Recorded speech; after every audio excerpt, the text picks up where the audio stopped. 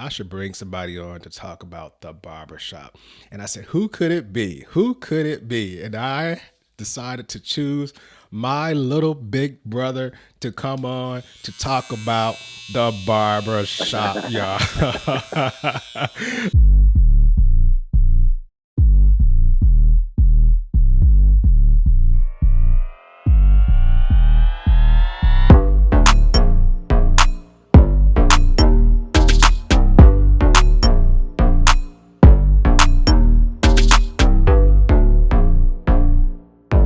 Simsation Nation. Hey, what's up, everybody? Welcome or welcome back to Simsation Nation. What an absolute honor to have my guest on today, who I will introduce here in just a second. As you all know, this is a podcast filled with just random things in the mind of Simsation Nation. And I was thinking, how about we talk about the sensational subject of the barbershop. The barbershop is a staple in a lot of communities.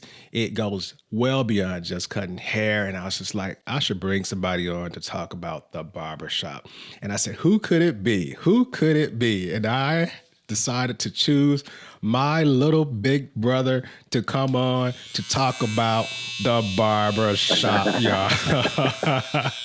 Listen, I am talking to this guest all the way from Korea. My guest is coming at you from Korea. We are about 14 hours apart when it comes to the time zones. I am waking up and drinking my coffee, and he's going to be laying it down here pretty soon. So without further ado, I'd like to welcome over my guest, my little big brother, Royce, to the show. Royce, welcome to the show. All right. Thank you for having me, brother. It's really exciting. First and foremost, I just want to thank you for the lovely introduction.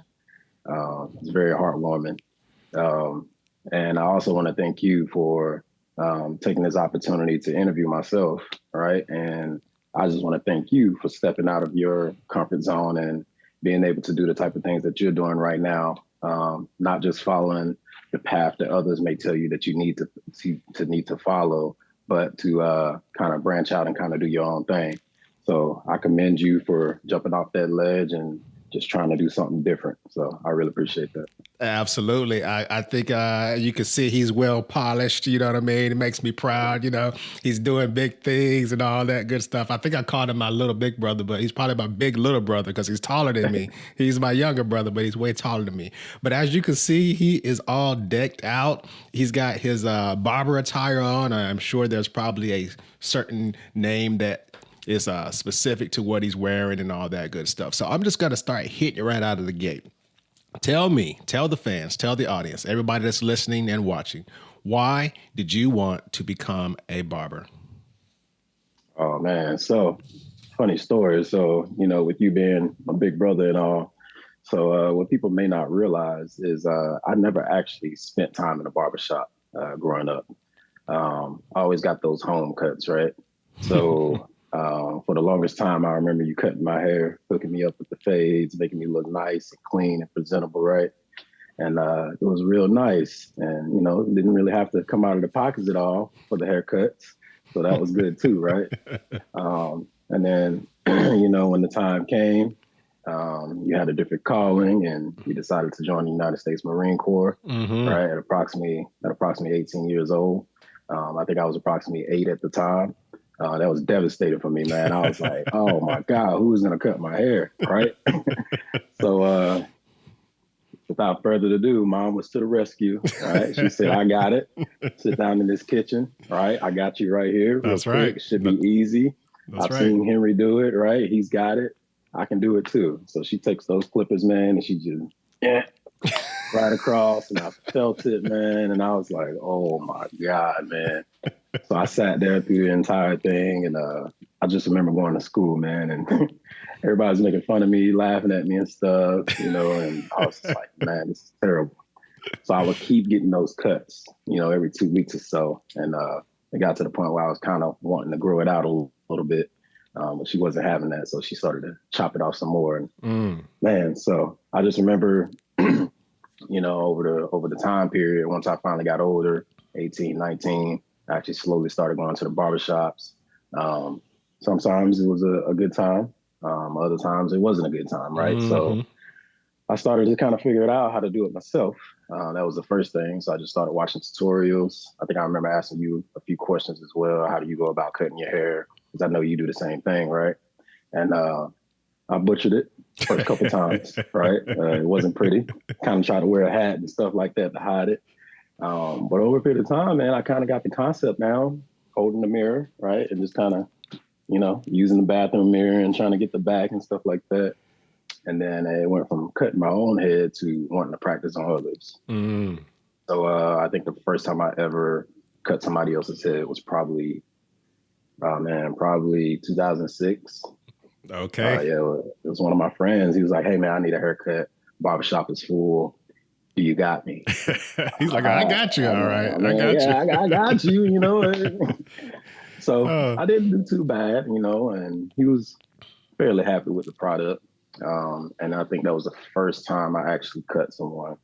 And then just started cutting people here and there. And I started to realize, like, I actually like this, yeah. right? Like, Yeah. this is kind of like therapy for me. You know what I mean? So, yeah, I started doing it here and there. Started cutting my son head, right? When I had a son, Mm-hmm. Mm-hmm. my son Tryson. So I gave him his first haircut when he was 2, right?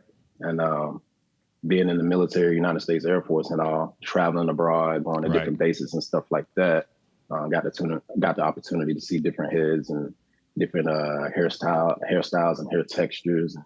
Just became real intrigued with the whole barbershop type deal. It's And that's kind of cool hearing that story and how you got started because it's very similar to how I got started. It's interesting hearing your perspective because I started cutting hair in the projects, making a couple of dollars on the side and practicing on my own head and all along the way practicing on you, and then you were kind of watching me, and then in turn you started doing the same thing for yourself after I left and started cutting hair, cutting your own hair, cutting your friend's hair. I end up basically cutting mine for a while. My son kind of trims his own hair now. So it's just kind of been that tradition and that trend that just kind of started back then, which is kind of interesting. And I know I forgot to mention too, as you can see what I'm rocking, I have not met too many other Georgia Bulldogs fans that were bigger fans than I am. But I will say, when you see somebody that's a little younger and you can teach and train them up along the way, I taught him, as you can see, the art of cutting hair, but I also taught him to be a Georgia Bulldogs fan very early on. And that stuff will stick with you and stay with you forever. So yeah, I also wanted to ask you because I was thinking about the history of the barber shop and the barbers, and right before I got on with you, I looked up the barber pole. Do you know anything about the barber pole? I would imagine, and I'll get to that in a second. But I would imagine when you went to barber school and all that stuff, it probably came up at some point. oh yeah, absolutely. So cool thing about barber school, right? So I'm thinking I start barber school and I just pick up some clippers and just start chopping heads, right? Mm-hmm. No, Nope. no. There's a whole book, probably about that thick, that we had to go through different topics. And as you mentioned, one of the topics was the history of barbering. So, yeah, for a lot of customers that might go by that barbershop, we see the barber pole, right? But we don't really know what it means and where did it come from. So the interesting story behind barbers is when you go back in history, back in the olden days, right? Barbers weren't just barbers. They were actually dentists. They were actually surgeons, right? And it was very weird because I'm still trying to picture all that. The one-stop shops where you can get your teeth removed. Yeah. You can have maybe even open heart surgery, right? And get a haircut at the same time. It's kind of crazy. But that was barbers, right? And one of the things that they were known for is called bloodletting. Mm-hmm. All right. So basically, they believed that whenever they would get sick or ill, it was just because they had bad blood inside their system. So what they would do, they would take people out to the middle of the field and kind of give them a nice little nick, right? And start to release that bad blood. And when they would do that, they would take these white bandages and kind of try to wrap it around, right? So they would have this pole, and at the bottom of a pole is kind of like a basin that would sit there. So you kind of imagine you have a basin and a pole, and then at the very top of that pole, you have another kind of like a basin, right? So they would sit there and they would hold that pole as they're letting their blood drip, right? All the bad blood into that basin. And then they would take those bandages and wrap them up. And what will happen is, as the wind is blowing, those bandages will wrap around the arm, and then the blood that was coming out of their arm would end up on those bandages. So it kind of created like that red and white stripe, right? So the pole that they were holding symbolizes the barber pole that we see here today. And the white and red stripes, the red represents the blood, and then the white represents those bandages. And then the blue represents the veins from the arms. So that's the story of the barber pole. That was not rehearsed, ladies and gentlemen. I hit him with a pop quiz question just to see if he was going to be able to answer it. And, I did my research before this started and wrote down every single note that he just said. So I can concur with everything he just said. So let me ask you this. You talked to us about how your desire to be a barber came about. Now tell us, like, what did it take to be a barber? You mentioned about the thick book and things like that, and you just can't walk in and say, I'm going to cut some hair. What did it take for you, and how long did it take for you to become a certified barber? Yeah, so it took a lot of resilience. It took a lot of dedication. It took a lot of talks with my family. So for those that don't know, I am married. I have three beautiful kids, ages 7, 4, and now 1. So at the time, having 2 little ones, just knowing that this is something that I wanted to do while also serving active duty United States Air Force, I knew it would be a very difficult task to complete. So I had to talk with my wife, and I just kind of sat down with it and said, hey, this is something I would like to do. Unfortunately, though, that means that I would have to do night school. So night school was part-time. For the state of North Carolina, you need 1,528 hours of school, right, to be able to finish out and take the next step. So every state is different.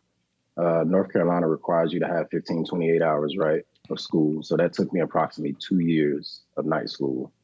The other unique thing is I kind of signed up around COVID times, right? So May 2020 is when I first signed up for barber school. And when I started, it was very weird. We had hybrid classes and stuff like that to protect one another from the virus itself.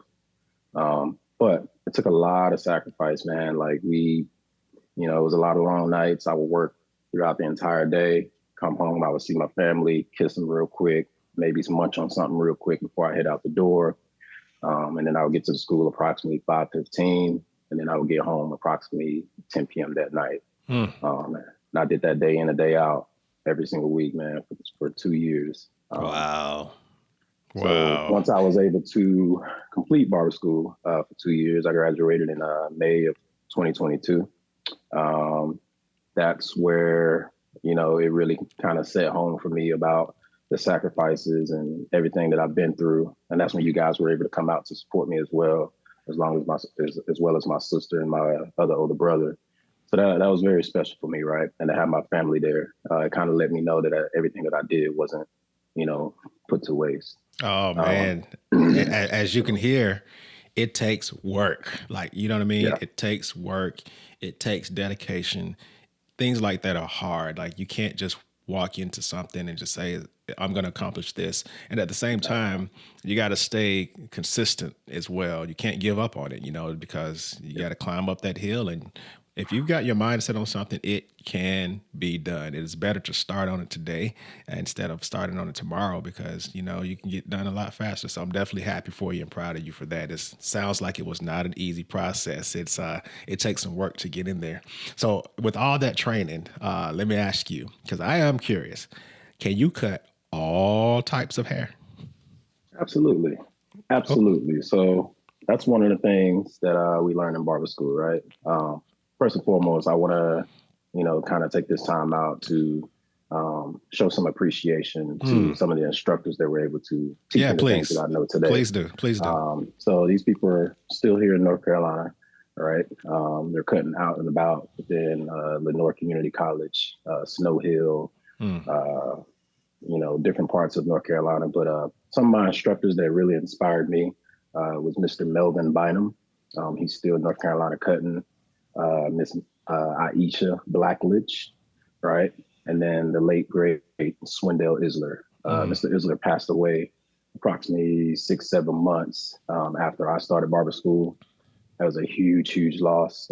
Great mentor, great inspirator for me. taught me a whole lot about barbering and customer service, which is the other piece that a lot of people don't know about. You have to work on the customer service part just as much Mm-hmm. as you work on the haircut. Um, but those people kind of put me in a position to be successful and to continue to succeed in the profession that I'm trying to pursue. And my time there in barber school, again, just not just cutting hair, but learning the different aspects, different head shapes. I mean, everything, right? So one thing that they really harped on a whole lot is when you are a barber, you are a barber for all. Mm. You don't just cut African American hair. You don't just cut Caucasian hair. You don't just cut Asian hair. You cut all hair, Mm. right? So in order to be able to do that, you have to have the knowledge of different types of hair and how to cut that hair to give the desired look that you're going for. Mm. So it requires a little bit of research. It requires you to tap in a little bit with different cultures, different people from all walks of life. Right. You got to have that knowledge. You got to be open-minded. You just have to take the time to care and want to know how to perform the desired cut that the customer or client is looking for. So. Wow, I like that a lot. We just came out of Black History Month, and the fact that you were able to kind of touch on the fact that if you're a barber to one, you're a barber to all. To me, that just kind of touches right on the subject of like making sure that we are being equal across the board, and I like that a lot. I like to also say a lot that if you look good, you feel good. That is a phrase that I kind of abide by, and I kind of do that in my day to day life. If you look good, you feel good, and that kind of brings me to the mental health aspect of things, right? How do you feel that being a barber or making someone look good can in turn make them feel good? You see your work, you see what you've done, and they walk out standing up straight, feeling taller than what they did when they came in. Tell you what, it's very rewarding, right? So you standing above that person, you're trying to put in your best work. Something that barbers probably won't tell you is the entire time, no matter how long they've been cutting, whether it's 10 years, 30 years, they're a little nervous of the outcome, right? Because we can try to put in our best work, but really where we get to feel it at is when they stand up, when they get that mirror, when they start to smile, and they start to rub their face and their head, right? When we see that, we just know like we did our job, right? So I kind of mentioned earlier, as a barber, you're not just a barber, you're multiple things. You're kind of like a mentor, you're kind of like a therapist as well. Something that one of my instructors told me, Mr. Isler, he mentioned that, when you start to get people in your chair regularly, they'll start to reveal things to you that you should keep between you and your client, right? And it's because they become so comfortable with you. Another thing that he talked about was how, something that we do as barbers is straight razor shaves, right? So you got a really, really sharp razor and you're getting ready to take it to somebody's face, their chin, their neck, and somehow, some way, they just end up falling asleep in the chair, knowing that I'm a complete stranger to you and I'm getting ready to take a razor to your neck, right? You're so comfortable with me that you can just fall asleep. That just shows that you're really tapped in with your customer and your client. So when it comes to the mental health aspect, I really think that we have the ability to boost people's confidence, the way that they feel. And that kind of goes back to what you're saying. If you look good, you feel good, right? I mean, Right. no matter what you got going on your day, man, if you look in that mirror and you just feel good, you just took a nice little shower, I mean, you're ready to step out, man, that could be the difference maker of you having a good day or a bad day. So. That's right. That's very good. Very good. I like it. I know you've seen, and those that are watching or listening have seen movies like Coming to America and the great Eddie Murphy, and they're playing all these different characters inside a barbershop, or maybe the movie Barbershop, with Ice Cube in there and all the banter and all the stuff that's going back and forth in barbershop. So I know you haven't technically owned one yet, which we'll get to here in just a bit, but you've worked in a barbershop like training environment. Tell us what it's like in a barbershop. We're like, what is that situation like? Oh my God, it's a sanctuary, man. To me, it's one of the greatest places on earth. I mean, it's so simple, but so vital and so important to even a small community. You know what I mean? There's sometimes, for the barbershop environment, people don't even get a haircut. They just come there for the atmosphere. They come there for the environment. They come there for the good vibes, the good conversations. I mean, we can go from talking about sports to favorite cars or, what do we want to be when we grow up? I mean, you name it. So every barbershop setting is different, but you can picture a pool table in a barbershop or maybe a chess section, right? Video games. So it's kind of like a hangout, you know what I mean? In a sense. And it's something that, can be appropriate for all ages and all races and all sexes, right? So a lot of times, most women, they don't like to take their son to a barbershop because they may not feel as comfortable, right? Because it's predominantly male. But that's something that I'm looking to kind of take into consideration when I do start to create my own barbershop. I want to make one that's more inviting for all, right? So every single person that's walking in and out of that door should feel completely comfortable. Wow. And have appropriate conversations to where everybody can relate, right? But the barbershop itself, man, it is awesome, man. It's just a place that you can kind of just get to be yourself. There's no judgment, just loud talking, knee slapping, and oh, look at the TV. Did you see what LeBron James did the other night? And oh my God, man, it's the best thing ever. I can spend all day in a barbershop, literally. That's pretty cool. That's pretty cool. I've obviously spent some time in a barbershop myself, and everything that you described is spot on. And for those that maybe still get the home cuts or whatnot, it's way more than just going in to get a haircut. As you heard him say, you could spend much time in a barbershop and not even go in there and get haircuts because it's just the vibe, it's the ambiance that's out there. And it's kind of pretty cool to watch for me because I used to cut this young man's hair. And then when he gave me my first haircut not too long ago, I was like, oh man, it's like nostalgia, it's deja vu. So the tables have turned a little bit, So I do want to ask you, you kind of touched on it very quickly. With everything that you've done, all the work you've put in, I see what you're wearing right now. What is your long-term goal? Right. So as I was in barber school, they were trying to get us to be a little bit more intrigued and think outside of the box, right? Try to get us to be bigger than what a typical barber could be, which is just cutting hair and then going home, right? And that's not to knock anybody else. If that's what you would like to do, that's perfectly fine. But they try to pick our brains a little bit to see, could you go further? All right. Could you do more? Could you broaden out a little bit more? And those talks kind of inspired me a little bit more to not only realize that I like cutting hair, but I want to actually own my own place one day. I want to own my own barbershop. I don't have a location just yet, but I kind of already got a picture of what it's going to be like and everything, right? So another thing that I realized in barber school is that to start your own brand, you actually don't need a barbershop. You don't need an establishment. You can go ahead and start it right there and then. So that's what I decided to do in 2021 is to kind of create my own brand. So I sat around and I thought about it for a little bit, what I wanted the name to be. And that name is Presentable Trim. So where did I get that name from, right? So a lot of barbershops, it's pretty easy to find. It'll be like Jay's Cuts or da-da-da Cuts or da-da-da-da Barbershop, right? I wanted something a little bit different, a little bit more elegant, right?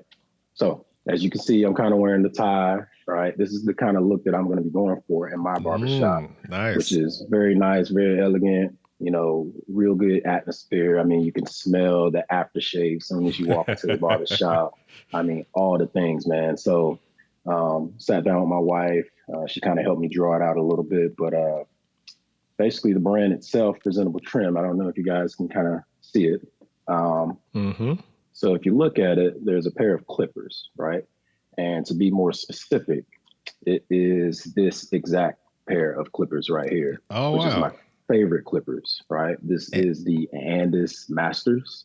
Andis, you hear him? Y'all need to give him a sponsorship. Oh my God. I mean, literally my best favorite clipper. I mean, I use this clipper for everything. So that's where it was inspired from, the Andis Masters. But if you look at the detail a little bit more of the actual clipper itself, it's actually a clipper wearing a tuxedo. That's dope. And then on top of that, the tie that the clipper is wearing is red, white, and blue, right? So we talk about the barber pole, red, white, and blue, and where that came from. That's where that was inspired from. The name Presentable Trim itself, that's just kind of what I want to go for. I want people to feel presentable when they get out of the chair, right? Goes back to what you were saying. If you look good, you feel good. I can conquer the world now that I feel so good, right? And then trim, just a nice little trim to get people out of there. So where am I trying to go with that? I just want a very good, nice barbershop to where people can come and relax and not be judged. And like I said, even if you don't get a haircut, the doors are always open. You can come in, you can talk. I mean, we can literally have like a therapy session, right? And that's what I'm looking to do in the next 5 years. That's approximately be the time that I'm retired from the United States Air Force. And I'm going to literally just transition right into full-time barbering. And that will be my happy place. That will be how I give back to my community. That's how I'll be able to be a mentor to little boys, little girls. I mean, the whole 9 yards. I mean, I just so excited. I can't wait. I I can wish I could hear it. I start it can right hear it. now. I can hear it. Man, I can hear and see the yeah, passion. And this is yeah. exciting for me because, just listening to you, you talk about retiring in 5 years, that just lets me know I'm getting way old and you're talking about retiring and here I am still doing this thing. So it's really cool to hear you. It's really cool to see you. I see the passion come out when you talk about it. Some of this stuff that you just told everybody, folks, I'm actually hearing it for the first time myself, like the meaning of the clippers and all that good stuff. So this has been very eye-opening for me also. So I also just realized I need to write down a note. Sounds like an investment opportunity for me too. So, hey, Oh listen. yeah. So I first of all, I appreciate you for spending some time with us. But I do want to ask you before I do my closeout round: is there any way for people to go out and find your business, find your brand, or you're on any platforms for people to kind of follow your journey along the way? Absolutely. So currently, the only two major social media platforms that I'm using is Facebook. So I have a Facebook page that's just simply titled Presentable Trim. And I also have a Instagram page as well. And that is called presentable underscore trim. That's presentable underscore trim. And then I can also be reached by email as well at roycept20 at gmail.com. So three ways that you can kind of get in contact with me. And I will usually respond back very quickly. I'm open, not even just for service. I mean, just questions. I even get individuals that ask me questions all the time about barbering itself, from what clipper do I use to, how do I cut this hair? I mean, I get all those type of questions. So I am open to any feedback as well. I actually ask for feedback a whole lot. Sometimes I feel like people think that that's a trick question, but no, it's literally a question for me because I would like to get better too, and we all have room for improvement. But yeah, I'm open to anything. Hopefully, I can get in contact with some more celebrity barbers, some more barbers that's been in the game 30, 40 years as well, just so I can kind of pick their brains. But yeah, doors are always open. I try to post content as soon as I can get it, from videos to photos. I mean, just everything, man. Just trying to get this thing up and running. So, Very good. Very good. That's very awesome, man. You know what time it is now. It is time for what do you prefer? I got 10 questions here for you, and I'm ready to okay. hear what your answers are going to be. All right, let's go ahead and kick it off with number one. When it comes to grits, do you prefer sugar or do you prefer salt? Oh man. Don't disappoint me. Ah. Don't disappoint me. Oh man. I gotta stick with just the salt, man. I'm sorry. I gotta stick with just the salt. Yeah. Number two, football or basketball? Watching basketball all day long. Number three, read a book or watch a movie? Ooh, that's tough. Don't judge me on this one. Don't judge me on this one. Right? I'm trying to get better and invest more time into reading. I really am. It's just I have such a hard time staying awake. I got to go with the movie. Okay. Okay. Number four, lift weights or take a run? Ooh, I'm gonna take that run, man. Something about that run is just therapeutic. You kind of get the zone out. Yeah. Okay. Yep. Okay. Number five, whiskey or beer? Whiskey. Okay. Number six, Whiskey. iPhone or Android? Oh, come on, iPhone all day, all day, all day. That's awesome. Number 7, beach or mountains? uh, Mountains. All right. Number 8, Yep. jeans or slacks? Flax. Number 9, Batman or Spider-Man? Ooh. I don't know, man. I got a heart. You know what I mean? So I'll stop them villains, but I ain't gonna kill them. You know what I mean? So I'm going with Batman. And last but not least, jazz or blues? Ooh, that's tough. Oh man, God, that's a great question. Let's say jazz. Okay, you heard it Yeah, here, ladies and gentlemen, jazz. from my big little brother from Presentable Trim, Royce at Presentable Trim. Go out and like him. I'll drop the information down in the show notes. So, Royce, thank you for spending some time with Simsation Nation. It's been a pleasure. I actually learned some stuff, and we really thank you for spending some time with us. Hey, once again, thank you for having me. I really appreciate it, and God bless to everything that you're doing, man. And I wish you the best in all your future endeavors as well. Awesome. Hey, thanks a lot, Simsation Nation. Until next time, I'm out.